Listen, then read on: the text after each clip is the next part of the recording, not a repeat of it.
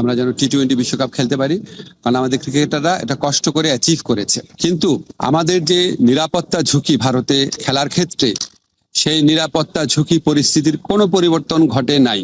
আজকের অনুষ্ঠানটি অন্যরকম বা বিশেষ হয়েছে যার জন্য তার নাম বা তাকে এখানে স্ক্রিনে দেখা যাচ্ছে, সুতরাং আপনারা সবাই তাকে চেনেন, তার জন্য আর অন্য কোনো বিষয় দেওয়ার দরকার নাই। সাকিব আল হাসানকে স্বাগত জানাচ্ছি জার্মানি বনশন থেকে। সাকিব, আপনাকে স্বাগত জানাই।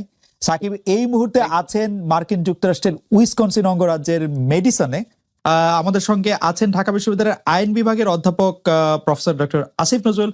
ডক্টর আসিফ নজরুল, আপনাকেও আমাদের অনুষ্ঠানে স্বাগত জানাই। আপনার যে এই সময়টা, যে সময়টার মধ্যে আপনি আসলে ক্রিকেট খেলতে পারছেন না, এই সময়টা আপনি কিভাবে কোপ আপ করছেন, যে মানে দলের ভেতরে বাইরে আপনার যে অবস্থান সে সবকিছু মিলিয়ে?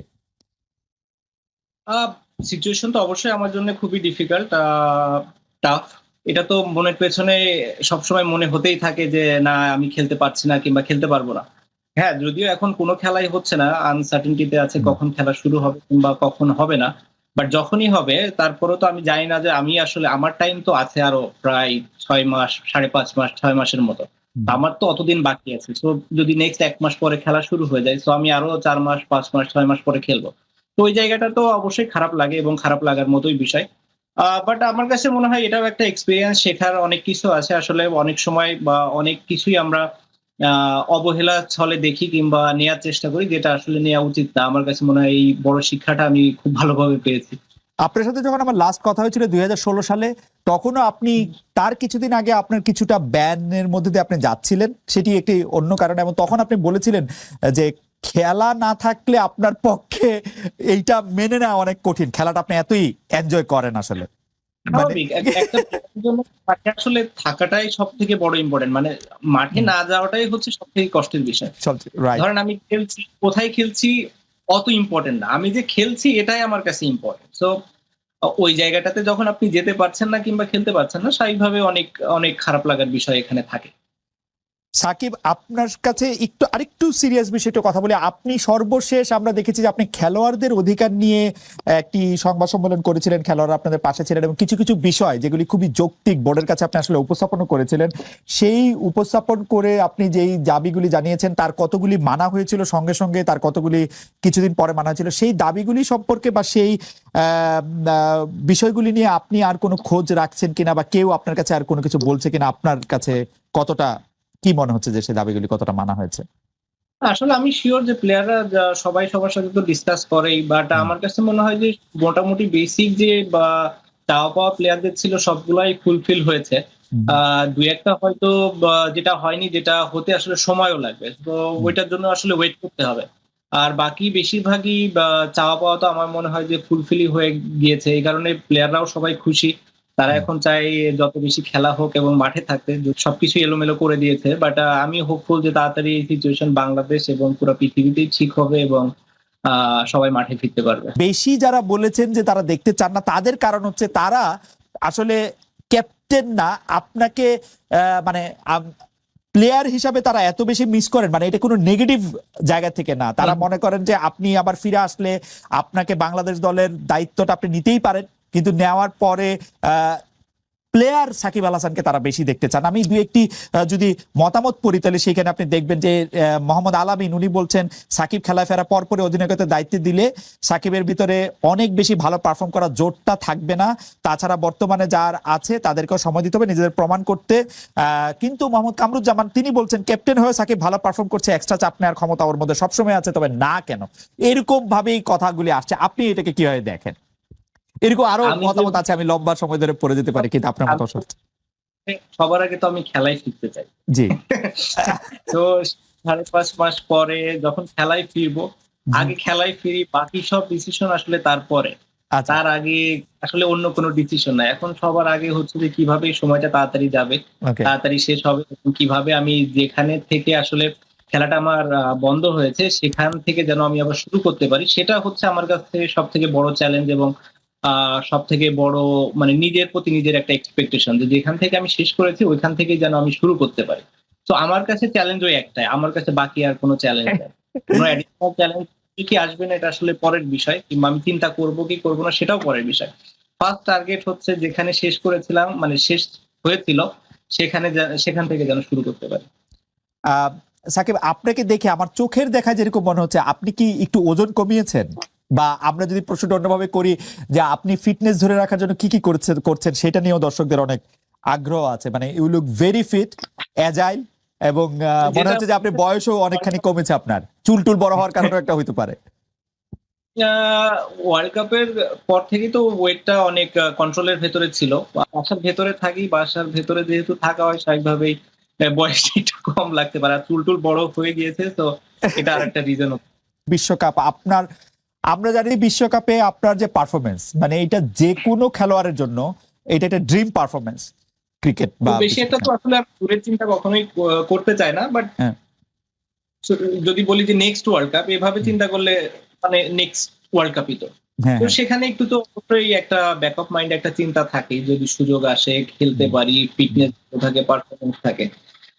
আমার মনে হয় যে আমাদের খুব ভালো করার সুযোগ আছে। আমি খুব মনে প্রাণে আসলে বিশ্বাস করেছিলাম যে এবারও আমাদের ভালো করার সুযোগ আছে। আমরা খুব কাছাকাছিও ছিলাম, হয়তো ছোটখাটো দুই একটা কারণে আমরা আমাদের পুরো পোটেনশিয়াল অনুযায়ী আসলে খেলতে পারিনি, বাট আমরা এই জিনিসটা চেঞ্জ করতে পারবো, এবং আমরা যে ধরনের টার্গেট নিয়ে যাব সেই টার্গেট অ্যাচিভ করতে পারবো বলে আমার মনে হয়। এবং যেহেতু এশিয়াতে খেলা, সাবকন্টিনেন্টে খেলা, মানে আমাদেরকে অন্য টিমদের আসলে ভয় করা উচিত হবে বলে মনে করি ওই সময়টাতে। এখন যেভাবে আমাদের ক্রিকেটের অবস্থা আছে বা রিবিল্ডিং একটা সিচুয়েশনে আছে, হয়তো এর ভেতরে খুব ভালো একটা পর্যায়ে চলে আসতো বলে আমি বিশ্বাস করি টিম। হয়তো এটা কিছুদিন সময় লাগবে, বাট ওয়ার্ল্ড কাপের আগে আমার কাছে মনে হয় আমরা খুব ব্যালেন্স ভালো একটা দল নিয়ে ওয়ার্ল্ড কাপে যেতে পারবো। বলি যে এরকম জনশ্রুতি চালু আছে যে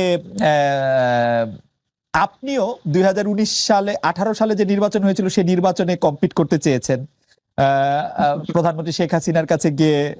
মানে একরকম আমরা এরকম শুনেছি যে সাকিবও আসলে এমপি নির্বাচন করবেন বা এমপি হবেন, এমনকি আমরা এতদূর পর্যন্ত শুনতে পেয়েছিলাম যে সাকিব আসলে আরো বড় কিছু পেতে যাচ্ছেন।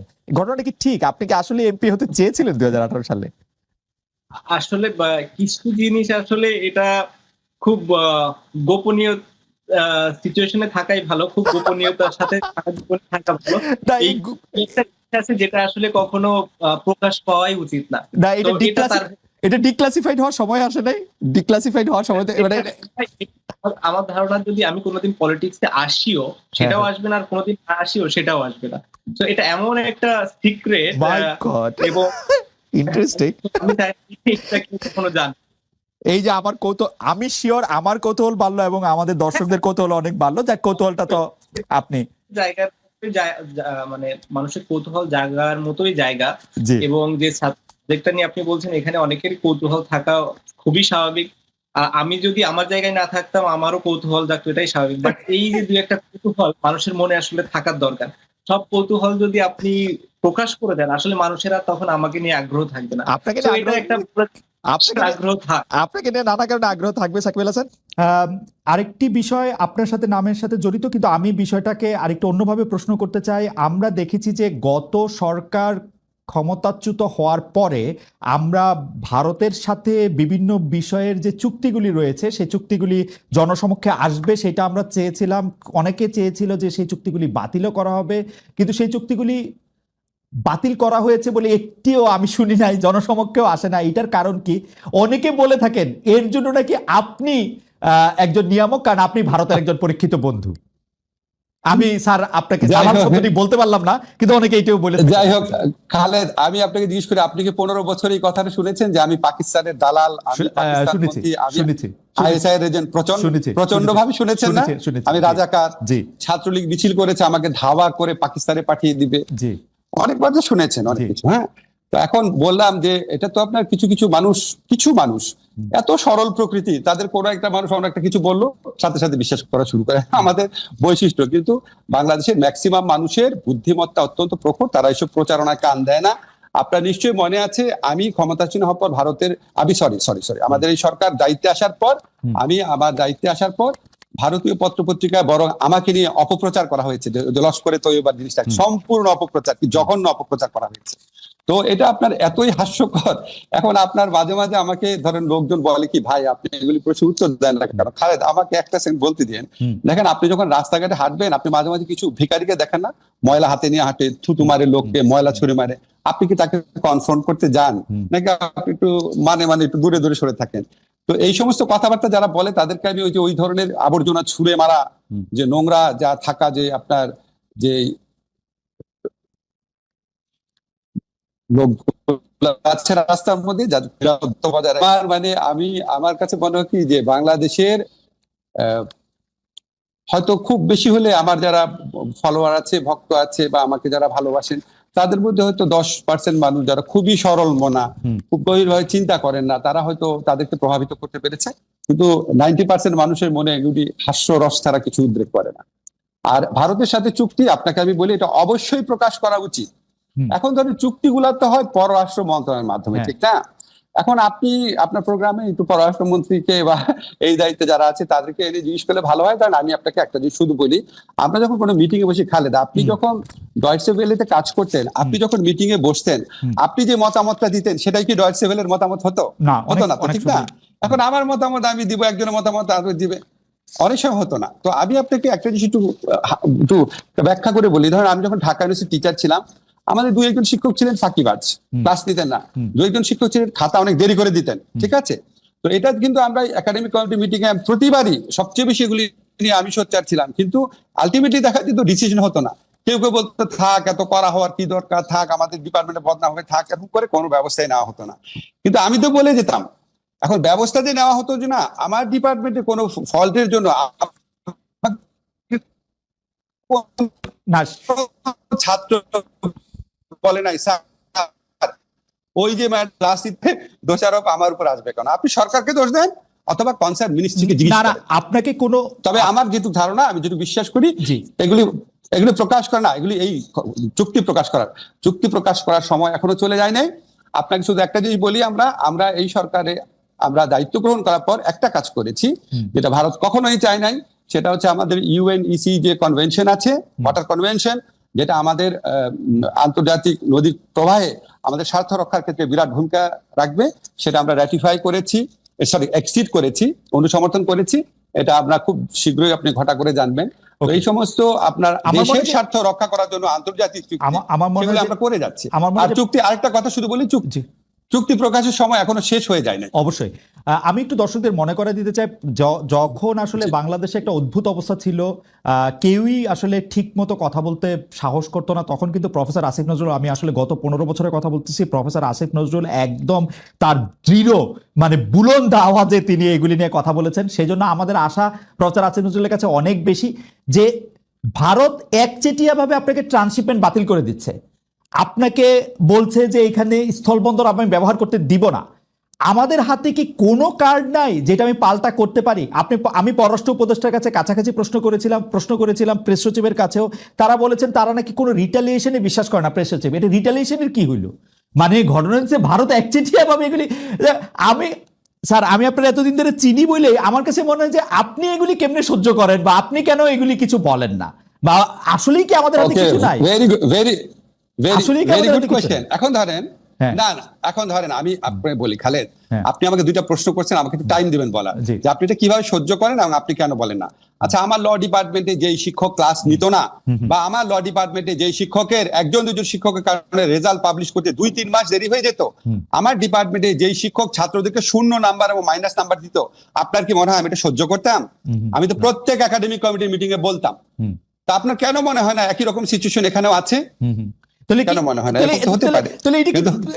আমাদের তো প্রফেসর ইউনুস আছেন, প্রফেসর ইউনুস কেমন এটা না করবেন? মানে আমি আপনার সাথে আমার যে পরিচয় বা আলাপ আছে, হয়তো ডক্টর মোহাম্মদ ইউনূসের সাথে অত আলাপ পরিচয় ঘনিষ্ঠতা নাই, কিন্তু আমি তো উনারে জানি, তো উনারও তো এটাতে নিয়ে মানে নিজে এটা করা উচিত।